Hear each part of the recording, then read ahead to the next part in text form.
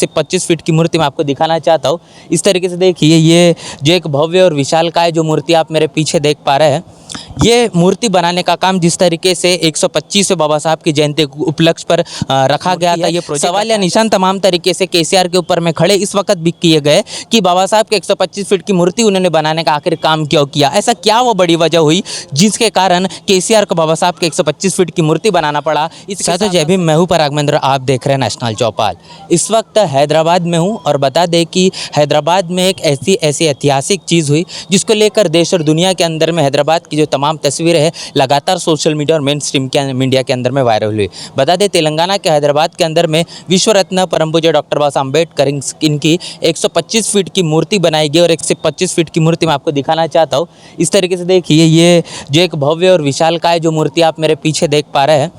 ये मूर्ति बनाने का काम जिस तरीके से 125वें बाबा साहब की जयंती के उपलक्ष्य पर रखा गया था, ये प्रोजेक्ट रखा गया था, लेकिन समय के साथ में पूरा नहीं हो पाया। लेकिन बीते जो बाबा साहब की जयंती रही, इस जयंती के उपलक्ष्य पर इस 125 फीट की इस मूर्ति का यहाँ पर अनावरण किया गया। और इस अनावरण करने के लिए बता दें, तेलंगाना के अंदर में जो मुख्यमंत्री है केसीआर, इनके माध्यम से और इसके साथ साथ तमाम जो लोग रहे उनके माध्यम से इस बाबा साहब के 125 फीट की मूर्ति का यहाँ पर अनावरण हुआ। बता दें, इस वक्त जिस प्रकार देश के अंदर में जो हालात चल रहे हैं और खास तौर पर तेलंगाना के अंदर में तमाम विधानसभा के चुनाव होने जा रहे हैं, और इस तमाम चुनाव के अंदर में अब जब देखते हैं तो जो राजनीतिक पार्टी है अनेकों दावपेच को लेकर तमाम तरीके से साम दाम दंड भेद लगातार अपनाने का काम करती है। और ऐसे में इस मूर्ति के लेकर भी लगातार इसी प्रकार के बयान और इसी प्रकार का एक माहौल बनाने का वक्त जब बाबा साहब की इस मूर्ति का अनावरण तब देखा गया। बता दें, देश के अंदर में जो अनेकों प्रकार की जो विचारधाराएं चलती है, जो विचारधारा एक बहुत महत्वपूर्ण विचारधारा कहने के भारतीय संविधान के तौर पर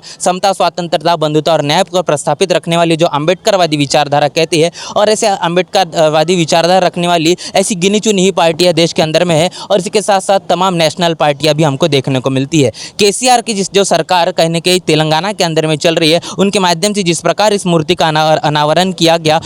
इस मूर्ति को लेकर और जो खास चीज़ें हैं वो भी मैं आपको दिखाना चाहूँगा कि आखिर क्या बड़ा मसला है, क्यों ये मूर्ति पूरे देश और दुनिया के अंदर में प्रचलित हुई। आप देख पा रहे हैं कि जिस तरीके से ये मूर्ति का जो भव्यता है, ये भव्यता से कहने के अंदाज़ा लगाया जा सकता है कि किस सोच को लेकर जो बाबा साहब की पूरे देश के अंदर में, पूरी दुनिया के अंदर में जो विचारधारा रही, इसी विचारधारा के चलते वो चाहते थे कि भारत ये विश्व गुरु बने, भारत ये आने वाले भविष्य के अंदर में दुनिया का सबसे नंबर 1 देश बने। ये तमाम जो संकल्पनाएं बाबा साहब की थी, बाबा साहब चाहते इस देश के अंदर में जो भारतीय संविधान, उन्होंने 2 साल 11 महीने और 18 दिन अथक परिश्रम कर अपने 4 बच्चों का बलिदान देकर, अपनी 35 साल की बीवी का बलिदान देकर जो इस देश के अंदर में इतना मजबूत ताकत और मजबूत संविधान बनाने का काम किया, उस तमाम संविधान को असल में अमल में लाने के लिए ये भारत अनेकों प्रकार से लगातार कोशिश करना चाहिए। ये संकल्पना, ये सोच, ये सपना बाबा साहब का था। लेकिन क्या होता है, तमाम बाबा साहब की इस विचारधारा को चलाने के लिए तमाम लोग बातें तो कर देते हैं,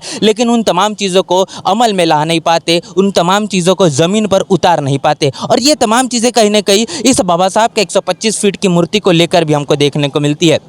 बता दें कि जिस राज्य में और जिस स्टेट में हम लोग खड़े हैं वो तेलंगाना है, और हैदराबाद के अंदर में हम मौजूद है। और हैदराबाद के अंदर बाबा साहब के 125 फीट की मूर्ति है। सवाल या निशान तमाम तरीके से केसीआर के ऊपर में खड़े इस वक्त भी किए गए कि बाबा साहब के 125 फीट की मूर्ति उन्होंने बनाने का आखिर काम क्यों किया। ऐसा क्या वो बड़ी वजह हुई जिसके कारण केसीआर को बाबा साहब के 125 फीट की मूर्ति बनाना पड़ा। इसके साथ साथ सचिवालय का नाम भी डॉक्टर बाबा साहब अम्बेडकर इनके नाम पर रखना पड़ा। क्या वो बड़े कारण रहे, क्योंकि केसीआर के माध्यम से ये बयान लगातार सोशल मीडिया पर वायरल हुआ था। जो बात उनके माध्यम से कही गई थी कि इस देश के अंदर में जो भारतीय संविधान है, इसके अंदर में संशोधन होना चाहिए, इसकी समीक्षा होनी चाहिए। अब तमाम तरीके जो चीजें भारतीय संविधान के अंदर में है उसको बदल देना चाहिए। India requires a new constitution of India. I believe India requires to rewrite its constitution of India। चाहिए, ये बात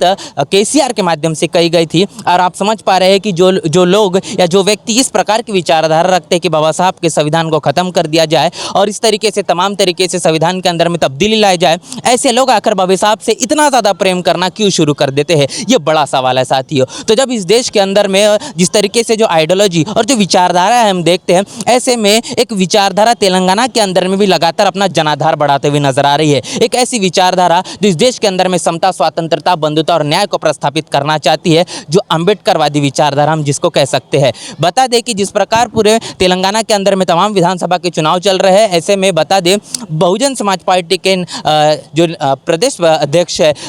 RS प्रवीण कुमार, इनके माध्यम से जो विचारधारा कहने के पूरे तेलंगाना के अंदर में बड़े ही ताकत से चल रही है। और ऐसे में जिस प्रकार जो बहुजन समाज का एक बड़ा झुकाव और दलितों का एक बड़ा झुकाव कहीं न कहीं बहुजन समाज पार्टी की ओर हमको देखने को मिलता है। ऐसे में KCR को ये सवाल उठ गया, KCR को नहीं समझ में आया कि आखिर ये तमाम जो बहुजन वोट है, इस बहुजन वोटों को अपने तरफ किस तरीके से ले जाया जाए। ऐसे में KCR एक रणनीति लेते हैं और वो सोचते हैं कि इस देश के अंदर में बाबा साहब की मूर्ति को लेकर अनेकों प्रकार की राजनीति होती है, क्यों ना मैं भी बाबा साहब की एक ऐसी ऐतिहासिक मूर्ति बना दूं जिसके कारण तमाम जो दलित है वो अपने भावनाओं में आकर